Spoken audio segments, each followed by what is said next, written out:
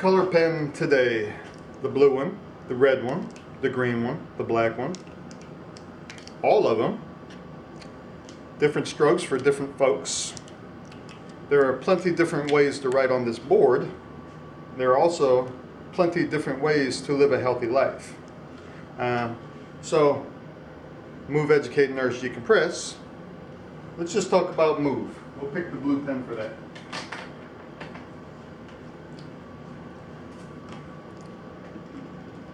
We're going to talk a little bit about sitting versus standing. And I was forwarded an email a few days ago, or a link, about the epidemic of sitting, and is sitting worse than smoking? And I talk about this a lot in some of my first videos from about a year or two ago. And there were some other things that I wanted to mention. Basically, when I'm driving around in my car and I have an idea for a video, I just write it down on my phone, and when I get time to make a video or extra videos, then I'll just go down that list and look and see what's interesting to me at that day. So one of those was basically a video on sitting and looking at it from an extreme perspective on both sides. So let's just do that real quick. So basically, and also some of my earlier videos talk about what's the m.e.n.d curve. So what I call a curve diagram is basically this. This would be considered negative behavior, this would be considered positive behavior, this would be considered neutral. And everybody is basically somewhere on this continuum. So if you consider that if you moved exceptionally a lot, like an Olympic athlete, and there's like different degrees, so we could say that this is +1, +2, +3, and this is -1, -2, -3. This would be exceptionally unhealthy. This would be maybe exceptionally healthy, or in the case of moving, exceptionally active. And then this would be moderately active, minimally inactive, moderately inactive, and grossly inactive. So let's look at it from the extreme of moving, and we can say that over here what we have is we have the Olympic athlete, right? He's always running and jumping and moving his body on a regular basis, pretty much 6 to 7 days a week. He's nourishing himself, he's educating himself, he's decompressing. But exceptionally, this dude is moving, right? So what we're going to focus on right now on this video is basically what happens to the direct opposite of that when you're not moving. Now, what I feel is that, now let's just talk about that first. So let's just say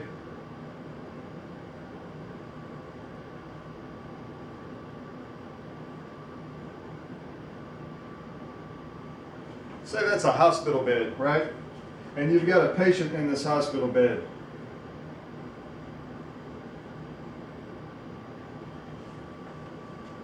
Let's say they're exceptionally ill. Basically, they're comatose. They cannot move for themselves. They cannot do anything.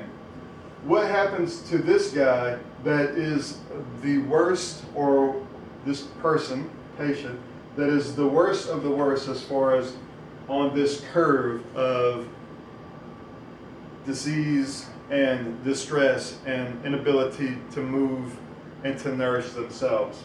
So just from the moving perspective, what you have is, first off, you have pressure.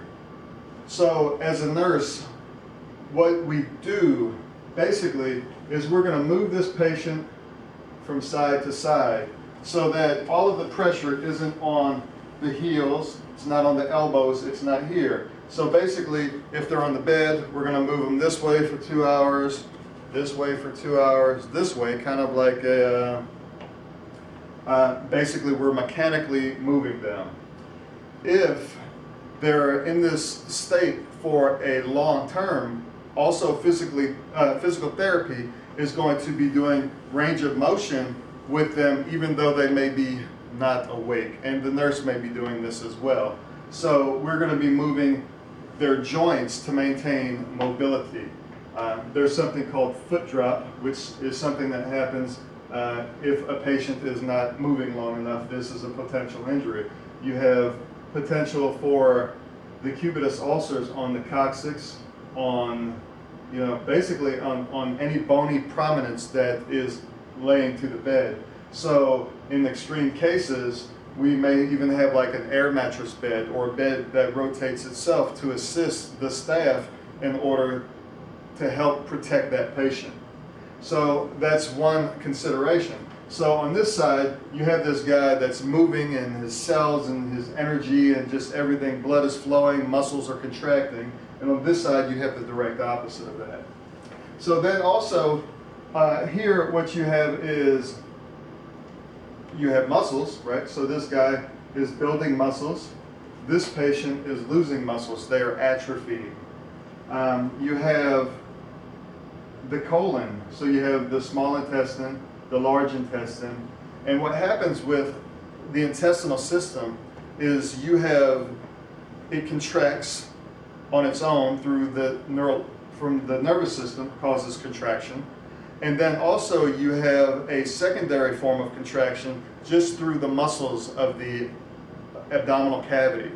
So you have what's called peristalsis, which is the moving of the food through the gastrointestinal tract. You have this through different forms. If you are in a comatose state, you are going to have greatly diminished peristalsis from both avenues. But especially from the muscular contraction. So this person here is at risk for constipation and issues with their gastrointestinal tract, where this person also, on the other end of that, may have a very regular bowel movements and I believe a decreased risk of cancer, because even though they may be eating a lot of meat, hopefully they're eating also roughage and fiber and stuff to help get that through the gastrointestinal tract. I think the more that they move, the less that is just lining the walls of the GI tract and just sitting there, which can become carcinogenic or cancer causing. So this person over a lifetime may, I'm not certain about this, but may have a decreased incidence of colon cancer. So then also you have the cardiovascular system. So the cardiovascular system is the heart and the circulatory system that's moving the blood, getting the oxygen to your brain, to every cell in your body, right? So here, this guy is making his heart beat faster and is improving the flow and the efficiency of the cardiovascular system to create that. On this side, what you have is you can have cardiovascular stasis. So you can have blood pooling in areas, especially such as the legs, which causes something called DVT, or deep vein thrombosis. So this is a risk of not moving enough. If you imagine, most people here, we're in chairs, right? And you're sitting in your chair. You have your arms forward, your head's forward, and if you're not moving enough, this blood here can also be pooling. So we'll talk about this guy in a second. This is the chair guy. This is most humans nowadays. So back here, this guy is at a high risk for blood clots. So what we have to do is we put compression devices on their legs that squeezes their leg, and it mimics to some degree moving. It mimics walking because it squeezes intermittently, this leg, then this leg, this leg, then this leg, and it's basically like an air device that wraps around the calf or around the entire leg that squeezes and helps move the circulatory system, whereas this guy is doing it just for moving. Then you also have the considerations for nourishment and this type of thing, where we're actually going to have to supplemental nourish for this patient here that's in this bed. Okay, so we have this guy and we have this guy. We know we don't want to be here if we can avoid it. We know that being here is maybe not in our comfort zone. It's not even something that we achieve. So my question is, where are most Americans? If the obesity epidemic is partly because of excess calories from sugar and fast food and poor nutrition, and the other big piece of that puzzle is because we're not moving enough, because we're sitting at desk chairs and in our vehicles and at home on the sofa and at the kitchen table and at the movie theater, and we're just sitting. Where are most people? Now, if this is neutral, I believe a lot of people think they're either neutral or they're here. They think they're here because maybe they walk a little bit at work. Maybe their job is standing still at a cashier, so they're standing, so maybe that counts. Maybe it does to some degree. But I think most people have jobs where they're sitting. So basically, they're sitting. Let me see if I can get the chair. I don't know if this is going to be on the video very well, but they're sitting, and they're not sitting like this, where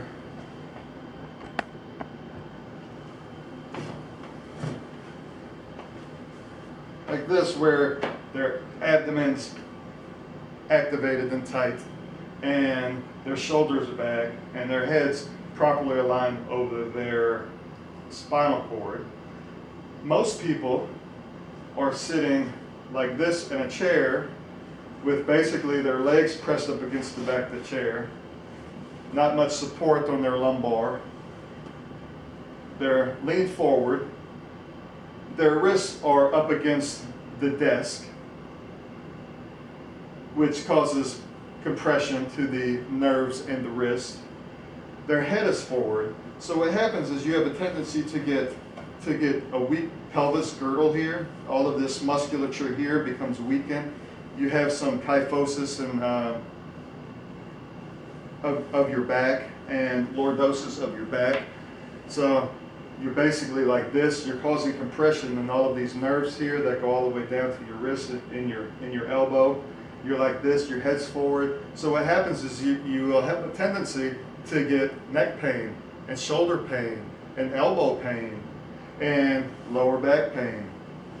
And then when this happens, then you may have a tendency to medicate yourself or to sit down more or sit on the sofa more and rest and relax, because I can't go to the gym anymore because I have this chronic low back pain. So it's just this continual cycle.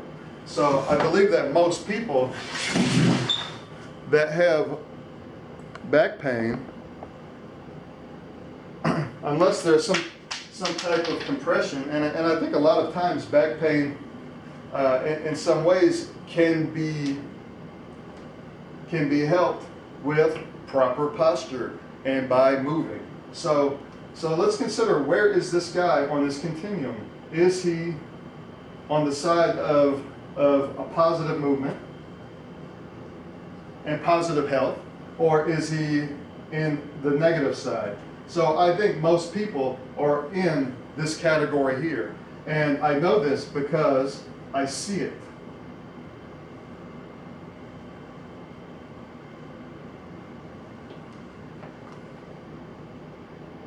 So make a strong consideration and a strong evaluation of your own position on this continuum, and recognize that if you are sitting primarily throughout your life and you're not making intention on traversing, on moving forward, on smelling fresh air, on getting out into the environment, into the earth and moving, then you are probably on this side if you are not intentionally moving towards, if not being this guy, let's say this guy or this family is the one that wakes up in the morning and they know that I've just got to get my cup of green tea, or I've just got to get my cup of coffee before I can do anything this morning. Don't even talk to me until I get my cup of coffee.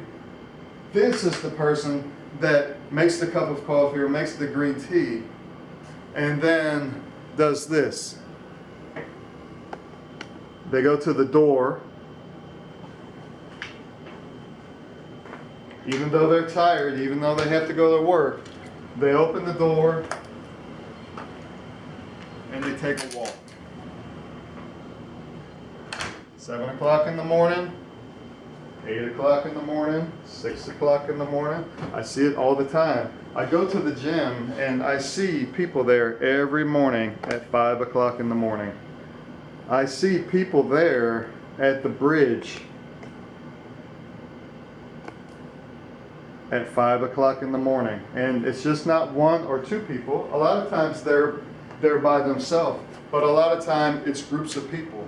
So if you have a hard time just walking out the door by yourself, and if your spouse won't go with you, or you don't have a social network of friends that are on this side of the curve, and you know you've been here most of your life and you're tired of being in pain and you're tired of being overweight and you want to live your full lifespan, then either figure out how to do it by yourself or find new friends, find new influencers, pay a coach, even if it's just for a temporary amount of time. You're going to need to change what you're doing in order to change who you are. So I'm heading to work right now for a 14-hour shift, and somewhere at 13 to 14 hours.